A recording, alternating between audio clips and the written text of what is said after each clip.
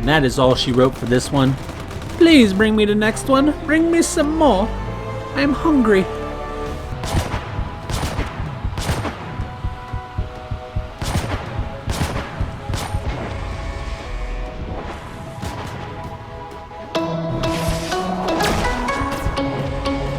That's all she wrote. Who's next?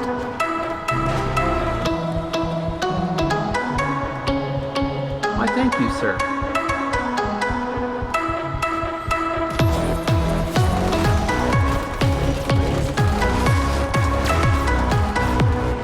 GG's, buddy. Game over. Let's go. Who's next?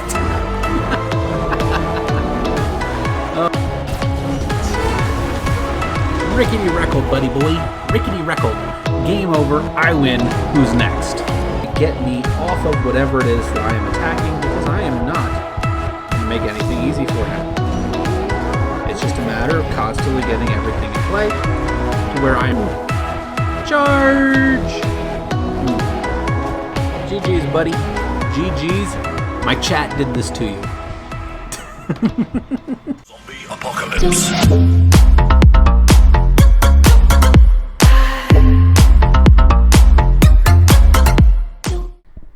What is up, guys and gals? Space Unicorn here.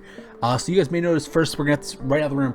This is a voiceover because whenever I play sweaty, I can't focus and I can't talk and I mumble and I stutter, and I wanted to make sure you guys had the best commentary because you guys requested this with almost 500 votes for Space to go a little bit sweaty. Just a wee bit sweaty, you says. And I say, you want me to go a little bit sweaty? You want me to go back to Torny Space? And I say, well, I mean, you guys have been very, very supportive, so I think I can do something for you in that particular department.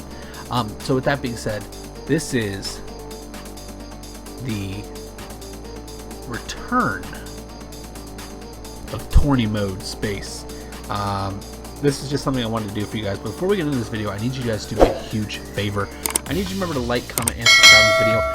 Your guys' support is genuinely appreciated and truly, truly, truly goes a super long way in helping me make more and better content. I can't stress that enough. Without your guys' wonderful support, I wouldn't be where I am and I wouldn't be where I'm going. That's just the simple truth. So with that being said, guys, I need to tell you what Tournament Mode Space is. And so you guys can understand so you guys can kind of understand what it's like from a pro player perspective on what you have to do. And this is also, at the end of it, I'll explain why I gave up playing competitive Frag.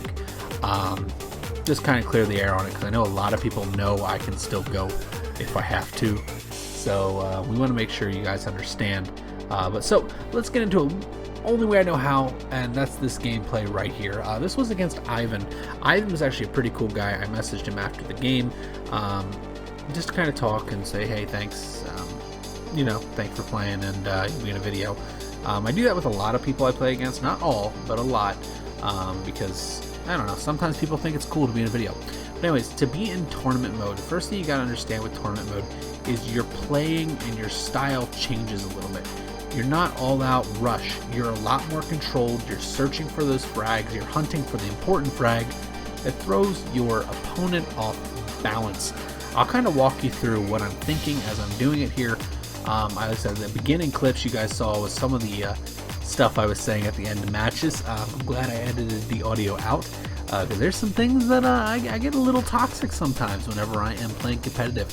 Anytime the AI makes a mistake, anytime anything happens that I don't agree with, you may get a little bit of a yell, a little bit of a rage, you just don't know, and then at the end of the match I hype myself up, usually because, well, I won, and it is usually very convincing, and that's just something kind of fun to do, you know. And anyways, so tournament modes. So tournament mode Space is essentially this: if you're going to play a frag competitively, you have to understand, if you're in tourney mode, You should never be off the field for more than 2 respawns in the entire game. That means the mistakes that you are making are so minimal that your opponent cannot keep you off the field. Now this can be through switching characters, this can be from rotation, this can be from positions of fire. This is one of the biggest things with learning how to play this game competitively, is you have to understand what it's like and where you have to be and how quick you have to be on your switches and how much you have to be dishing out damage on characters as opposed to base towers. It's a balancing act.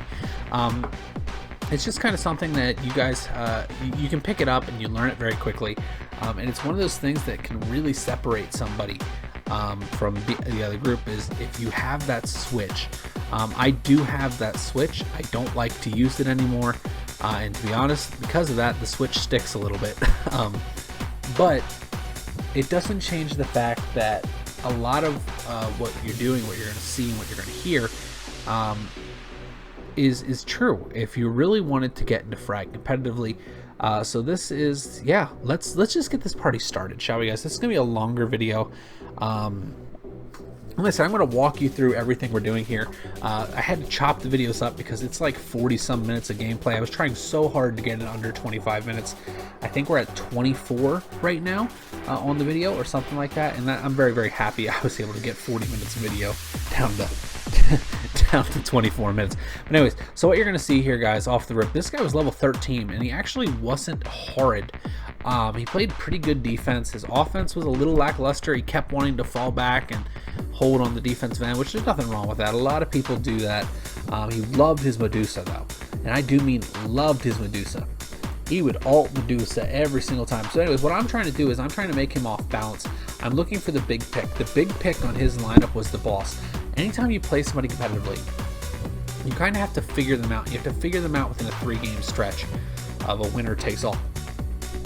So what that means is I've looked at my opponent's lineup. I know for a fact he's going to focus defense because he has that Medusa and he has the boss. So the big pick that I need is that boss kill. If I kill the boss, I win the offensive push. I'm only pushing 2 cards here.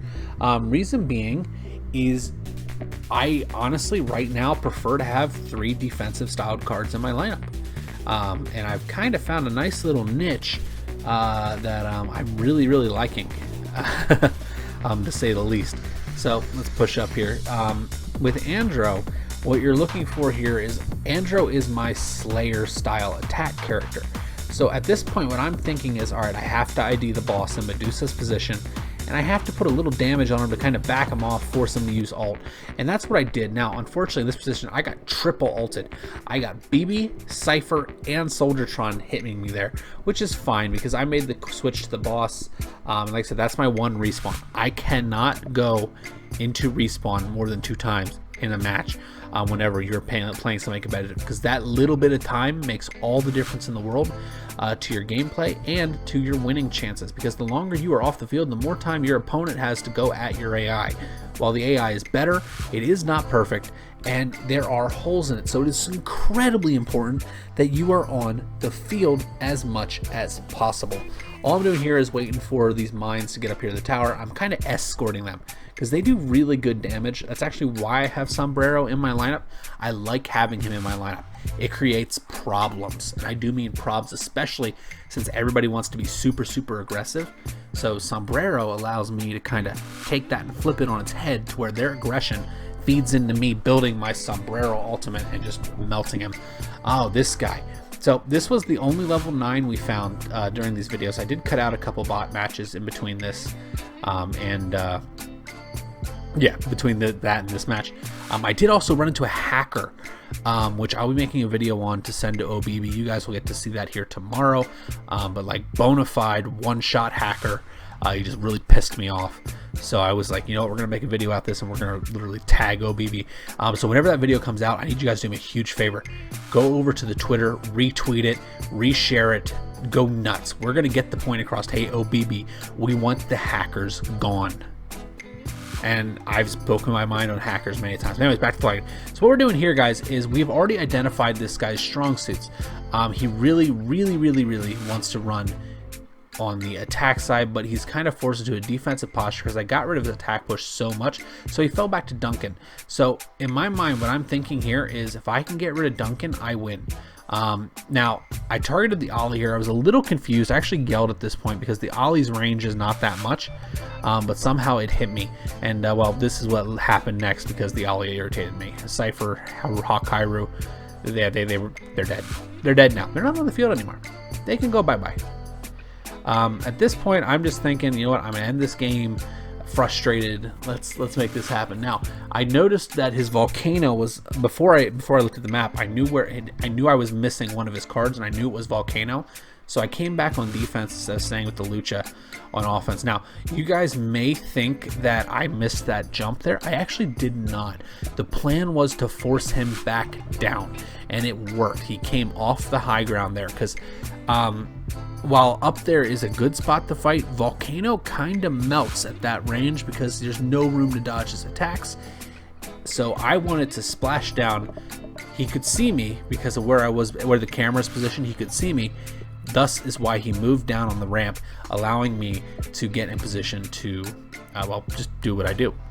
Like I said, here comes the Duncan play. I knew he was going to come back with the Duncan, and that's what happens. That's why I'm running Sombrero, because that stinking ult, the timing, if you time it right, it's a thing of beauty. Oh, this guy was annoying. Okay, so this particular gentleman, also a level 13, I thought he was a bot at first. But like I said, whenever I do a video like this where I'm literally kind of being toxic in a way, like I'm not in these particular matches, I was not in it to have fun. I was in it to destroy my opponent, and win convincingly. So like I said, I thought this guy was a bot at first. I was like, dude, what the heck are you doing? Like, this is a joke. Like, your name's Nemo. It is Nemo, I think. No, this isn't Nemo. Yeah, it is. This is Nemo. I can't remember. I have one guy. Yeah, no, this is him. This is the guy that ran Jack. Yeah, this is him. So this guy ran Jack Al Padre, and I was like, this is 100% a bot. There's no way this is a real person. And it turns out this guy was actually a real person running Jack Al Padre in whatever arena I'm in. Like, I think I'm at like 10,500 trophies or something like that. I can't remember. Here, what you're looking for, guys, another thing with like your offensive push, looking for weird angles that you can damage things causes problems for your defender. Ward Animal. Sorry, this was not Nemo. Ward Animal. Nemo was the other guy who I thought was yeah. You'll know whenever you. This guy was another one I thought was a bot, but actually wasn't. You'll notice he's not a bot. The thing that confirmed it with this guy was the fact he does a Jack El Padre push. You guys will see. Now he dies because of it, but he does indeed try to do a Jack El Padre push. I haven't seen one of those since Arena 2. Simple truth. But yeah, we're just like I said, just at this point, this guy is just getting melted, and there's like nothing he can do. And like I said, here comes look at his spot on the map. I saw his spot. I'm like, dude, he's running Jack El Padre. He's literally Jack El Padre pushing right now. Like, dude, come on. That does not happen in anything past Arena 2. Now, I think he does a Ronin or a Blot switch here. I can't remember. And you can tell he was uncomfortable with the card that he selected. But hey, GG's to him. If you see this video, just take your time, buddy. Don't buy your card levels. Play your matches. This particular gentleman, this one was actually a lot of fun. This guy was genuine. I spoke with him a little bit after the match. Just like I said, I just kind of let him know. I told you guys earlier, I let him know that they were in a video. With this particular gentleman, I saw this guy's lineup and I was like, huh, this is kind of interesting. So he was running a Ronin Hannibal Volcano Cypher, and I was like, dang. And then the thing that really threw me for a loop here was I got Cypher hacked and wasn't able to jump at one point in the match. And I was like, dude, that was actually a really well-timed Cypher ult. And then I realized he's playing BB on defense. So I was like, so he is playing defense first. This guy has an idea of what he's doing. Now, I have to capitalize on this by killing the BB. Now, interestingly enough here, this guy actually does a really good job of evading, and his Volcano comes up. Yeah, you already just saw it. Volcano comes up behind and lights me up. And I'm like, dude, that was nice. So I switched off and come over here to, well, Uni, and I just destroy this guy's offensive push. You guys will see what I mean here. The thing with a competitive play, a tourney play, is it's like a game of chess. It's turn after turn. Think of it as a 3-step process. You have your attack phases, your defensive phases, and your jockeying for position phase. I've said this before to people who've wanted to know.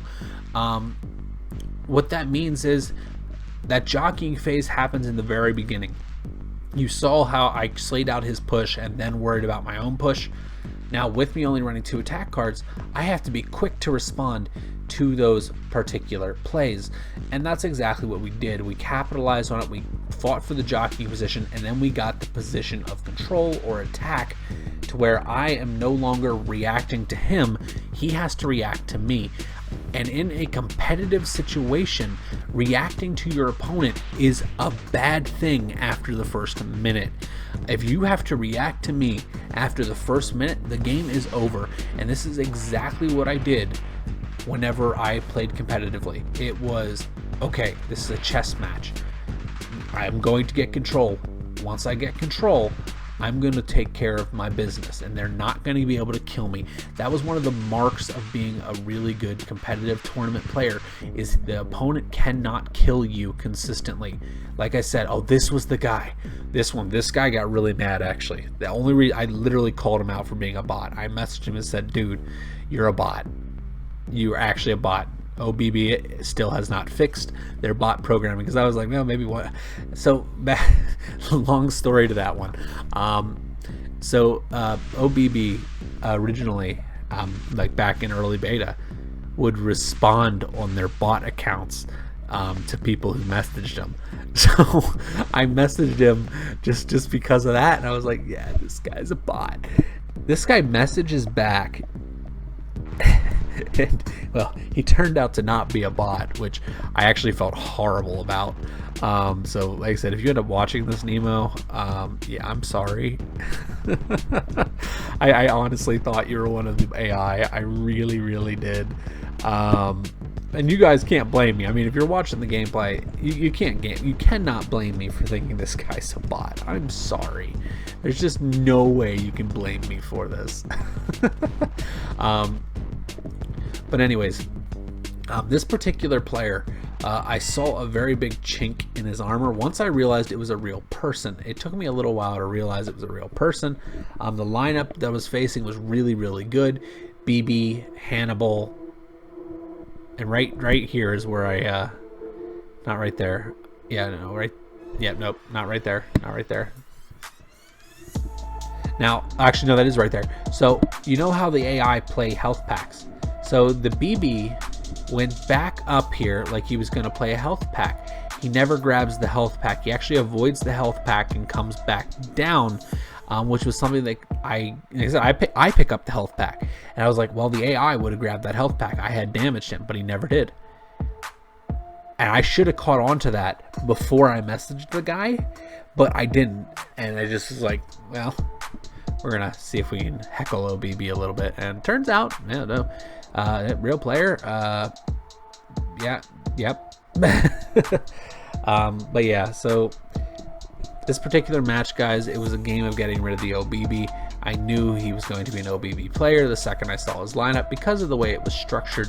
You can tell a lot about a player by how they structure a lineup and how they build around the cards they are most comfortable with. And that's what you're looking for here. Like I said, it's a game of chess whenever you play competitively. So tourney, whenever I was in tourney form, I'm still, so like, just put this in perspective for you guys, while this was definitely trying hard, this was not as good as I was at one point. There was a point where nobody could touch me. And that's no disrespect to anybody. There was just a point where everything I did was 2 steps ahead of everybody else. I can still do it. And on a good day, you'll see some very scary stuff come from me in terms of predicting my opponents, being in positions that aren't normal, attacking towers from weird angles.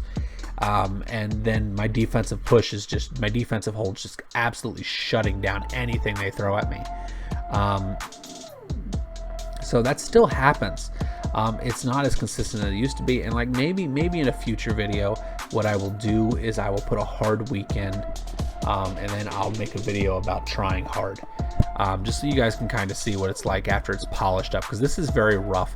This is like 9 months removed. Actually, no, 10 months removed. Because the last tournament I did... No, it's longer than that.